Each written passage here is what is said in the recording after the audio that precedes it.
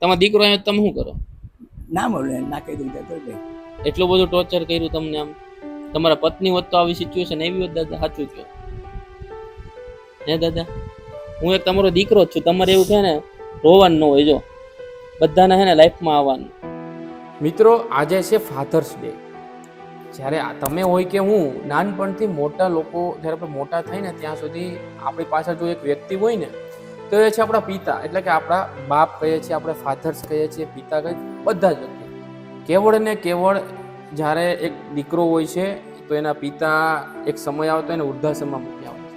આપણે કેવા આજે એવા વૃદ્ધાશ્રમની મુલાકાતે છીએ કે જ્યાં આપણી સામે એક દાદા બેઠા છે, આપણે એની સાથે સીધી વાત કરીએ. એમ નહીં, હું તમને એવું કહું કે તમે દાખલા કે તમે દીકરાને તમે ખીજાણા હો તો તમને રાખીએ નહીં તો ના રાખે તો આપણે અહીંયા આવતું રહે ને તો આવતા રહીએ અહીંયા, કે એમને એનું જીવ નતું રહેવું. તો અત્યાર સુધી તમે તમારા દીકરાને મોટા કર્યા, એ હોય એમને દીકરાને મોટા કરશે ને, એમની ફરજ નહીં આવે. તમારી ફરજ એ તમને મોટા કરે એવું તો શું કહે? હવે અમારા છોકરાને મોટા કરીશ પછી એમ કહીએ ને આપણે કે અમારા છોકરા એમને જે કર્યું એનાથી વધારે તારા છોકરા કરશે. ભાઈ તમારા પપ્પા હતા, તમારા પપ્પા, એને તમે કેવી રીતના હાચવા? પપ્પા પહેલેથી જુદો રહેતો હતો. કેમ? જોબની હિસાબે હતો. બરોબર. બાકી ઓમ તો તમે રાખ્યા હતા, એને તો વૃદ્ધાશ્રમમાં નહોતા મૂકી. વૃદ્ધાશ્રમ મારા ફાધર તો સાચે શાંતિ ગયેલા, છોકરા જોડે જ રહેલા. આજના યુવાનો કેવા છે? આમ મને જરાક કહો ને, આમ કહો તો ખરા, મારે જાણવું છે, મને તો ખબર પડે. તમને તો ફાધર તો છે ને? હા, ફાધર જેવું જુઓ છે. હા હા, તમે પોતાનું ફિલિંગ જે કરતા હશો એ બધા નથી કરી શકતા, એ તો તમને ખબર છે ને. કેમ તમને કેવું લાગે? એમ તમને કેમ લાગે બધા ફિલિંગ નથી કરી શકતા? ના કરીએ ને, બધાના મગજ જુદા જુદા હોય, બધાના વિચાર જુદા જુદા હોય, બધાની રહેણી કરણી જુદી જુદી હોય, અને બધાના બૈરો જુદો હોય. બૈરો ચડાવનારો બૈરો જુદો હોય. ઘણા બૈરા એવું સમજે છે કે મા બાપની સેવા કરવી છે, મારો બાપ છે એવું આ બાપ જ છે. લગ્ન કરીને છોકરી આવે છે પેલા 18-19 વર્ષથી બાપ જોડે રહી, ત્યારે પછીની જે 40-45 વર્ષ 60 વર્ષ જે એ બધું અહીં રહેવાનું હોય. બરોબર. એની જે ફરજ એ ચૂકે કે એને બધું હતું લેવું હોય સામાન બધું, મારું રાજ કરવું છે, એને ત્યાં ના કર્યું હોય રાજ, એને અહીં રાજ કરવું હોય છે. પછી બધું પોતાની અસ્તર લેવા પડે, જે આપણો ના ફાવે એમને વિચારે ને આપણે વિચાર જુદા પડે. પહેલાં તમે મહેમાન કોઈક આવે ને દૂરથી, આવો કઈ ઊભા થઈ જાય. અત્યારે ફોન કરો ને તો કે કહી દે નહીં. કેમ એવું? કલ્ચર બદલાઈ ગયું છે અત્યારે. કલ્ચર બદલાઈ ગયું, કોઈને ટાઈમ નથી, અને જેટલી થાય સગવડ ને ટાઈમ છે એટલું પૈસા પાછળ દોડવું છે, બૈરા પાછળ દોડવું છે. જે હકીકતમાં જે વેલ્યુ છે બાપની એ પૈસાથી ને ઊંચી હોય છે, પણ એની પાછળ એને ટાઈમ નથી. બાપની કિંમત નથી રહી. તમને એવું કેમ? એક બાપ તરીકે હું તમને કહું છું, હું તમારો દીકરો સમજીને ચાલો મને કહો, તમને એવું કેમ લાગી રહ્યું છે કે બાપની હવે કિંમત નથી રહી? એનું કારણ છે કે એને આ ચાલુ સંસાર પર સારું જમાના પર દોડધમ કરી હોય, ભોગવું હોય, બધું ભોગ વિલાસ કરવો હોય, અને એને મહેનત કરવી પડે, પૈસાની વ્યવસ્થા કરવી પડે. તમારી પાછળ કાલે ટાઈમ છે, અને એટલો ટાઈમ મળે નહીં. બરોબર. આપણે કઈ ગયેલા ભાઈ મારે ફલાણે જવું છે, દેવ દર્શન જવું છે, એવું કંઈક મને ટાઈમ નહીં તો તમારે પૈસા જોઈએ તે હવે તમારે જાતે એવું કે. તમારા દીકરાને ફોન આવે છે અત્યારે કે નથી આવતા? હું બોલાવતો જ નથી, ફોન કરતો પણ નથી. કેમ? નહીં, બસ મગજ છટક્યું છે એટલે. એટલે એટલું બધું તમારા દીકરા વળી તમને શું આમ શું કહેવાય એટલું હેરાન કરે કે તમે એને ફોન કે કઈ કરતા નથી? એક જ વસ્તુ, બૈરાનું ચાલણ હોય, અને ગુજરાતનું કોઈ બાયલો છે ઘરમાં રહેતો હોય, બાયરીનું ચાલતું હોય તો આપણે સહન ના કરી શકીએ. તમે પોતે બેઠા હોય, એકદમ પરફેક્ટ કહું છું. હા બોલો બોલો બિંદાસ. તમે બેઠા હો, હા, તમારી મિસિસ તમારા ફાધરને અપમાન કરી નાખે, છતાં તમે કશું બોલતા જ ના હોય, તો કેવું લાગે બાપને? લાગે, દુઃખ થાય અંદરથી, પણ કઈ ન હગે બાપે. પણ તમને ના થાય દુઃખ? ના, મને બધાય નો હરખા હોય ને દાદા, હું એમ કહું. તમને ન થાય, કારણ કે તમારે બાપ જેટલો ટાઈમ રહેવાનું છે એને કરતા પેલીથી વધારે રહેવાનું. હું એમ દાદા એવું કહું કે ભાઈ બાયું આવે પછી છોકરા બગડે એમ પોતાનું, તો બધી છોકરીઓ તો હરખી નથી હોતી, ઘણી એવી સંસ્કારી હોતી ને.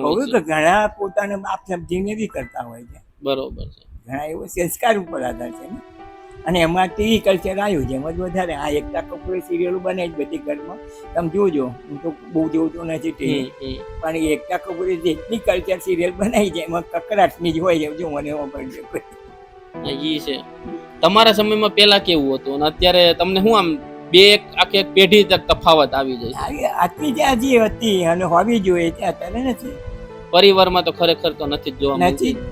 પરિવારમાં નહીં, આજે હું એમ કહું છું રસ્તે કઈ છોકરો વાગીને પડ્યો હોય તો 4 માણસ સાચવવા આવવાના હોય, પણ જો ઘરમાં પડ્યો હોવ ને તો પેલાની હિંમત નહીં પેલીને બેરી કયા કરે ઊભો પડે આપણને. તમારા છોકરાને ખબર છે કે તમે અહીં રહ્યો છો? ને એકને ખબર છે ને એકને ખબર પડી જ નથી.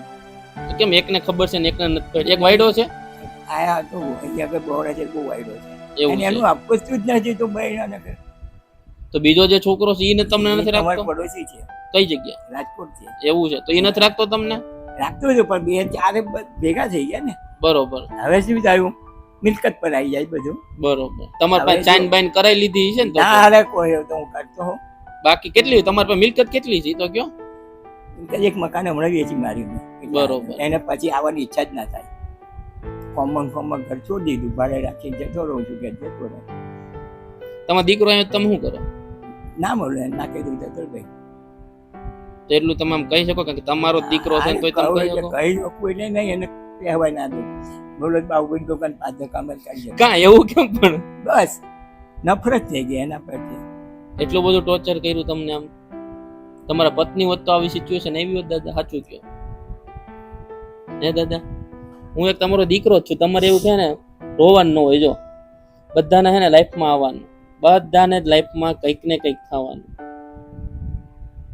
આ ભાઈ બેઠા એ તમારો દીકરા તરીકે જ છે ને, જે આ ભાઈ બેઠા છે આ તમારું કેવું હોય, બધા ધ્યાન રાખે છે ને? તો પછી કોઈ પારકા તમે રાખે, ઘરના નો રાખે, એના જેવું જ ને. પારકાના શ્વાસ ના હોય. હા ભાઈને ખબર નથી કે મારા આમની પર સેવા કઈ શું લઈશ, બરોબર. શું મળશે, એટલે એ સેવા કરશે. રોવાનું ન હોય. જો કાકા હું એક તમારો દીકરો જ છું, એમ સમજીને જ તમારે છે ને આપણે અહીં રહેવાનું. તમારે કાંઈ તકલીફ હોય ને તો એટલે અમને બહુ કહેજો. માનથી બોલવું. તમે બોલો એવું નથી દાદા. જો મારી વાત સાંભળો, તમે હમણાં નો કીધું સંસ્કારની વાત કરી, તો બધાના સંસ્કાર અલગ અલગ હોય ને. તમારે અત્યાર સુધી તમારે પાસે કોઈ આવ્યું આવું, કોઈ પત્રકાર આવ્યા, કોઈ એવા ન્યૂઝ વાળા આવ્યા તમારું હું કહેવાય બતાવો? કેમ હું તમારું બતાવતો? આ એક વાર ને અનેક ઘણા વર્ષો થઈ ગયા કે એક એવા અમે પિતાઓની વાત કરીએ છીએ અમારા પ્લેટફોર્મથી, જેથી કોઈક બીજા છે ને ઉજાગર થાય એમ. કારણ કે અત્યારે તમારા આંખમાંથી આંસુ જોઈને છે ને મને આમ અંદરથી થઈ ગયો કે નહીં, એના કરતા દીકરા નો હોય ને તો સારું. શું કેવું તમારું? દીકરા નો હોય તો સારું. વાંચ્યો હોત તો સારું. શું વાત? તો વાંચ્યો હોત ને તો હા. સારું હોત. તો તમને આમ ઘરની ક્યારે યાદ આવે ખરા કે આમ બસ આજ મારું ઘર મેં સમજી લીધું? યાદ કરવાનું છે, અલગ નથી હવે. હવે જી છે યાદ છે ને મારા માટે. રોડવાની અહીંયા આગળથી જવાનું વાળો આવે તો બીજો આશ્રમ જ થોડો પડે. ઈ તમારે અહીંયા જ રહેવાનું. અહીંયા જેવી ફેસિલિટી તમને ક્યાંય નહીં મળે, હું તમને કહું છું. એ તમારે શાંતિ ને શું હવે, જો આ ખાવું પીવું તમને મળી જાય, ફરો હરો ફરો.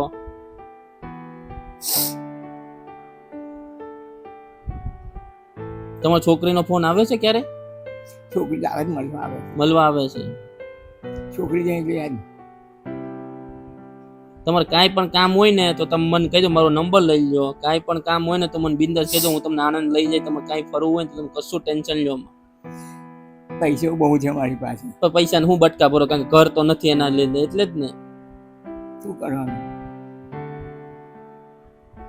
કઈ વાંધો નહીં દાદા, કઈ હોય તો તમે બિંદાસ કહેજો. રેડી? તમે રડશો નહીં. મારો નંબર લઈ લો તમે. તમારે કાંઈ પણ કામ હોય ને તો અમારી ટીમમાંથી કામ હું આવીશ કે કંઈ પણ કરી દઈશ. ઓકે? આવું જ તમારે આનંદ અત્યારે ફરવા આવવું છે?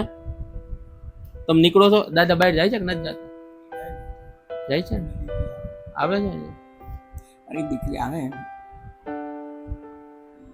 કઈ વાંધો નહીં. ચલો, કઈ પણ મારો નંબર લખી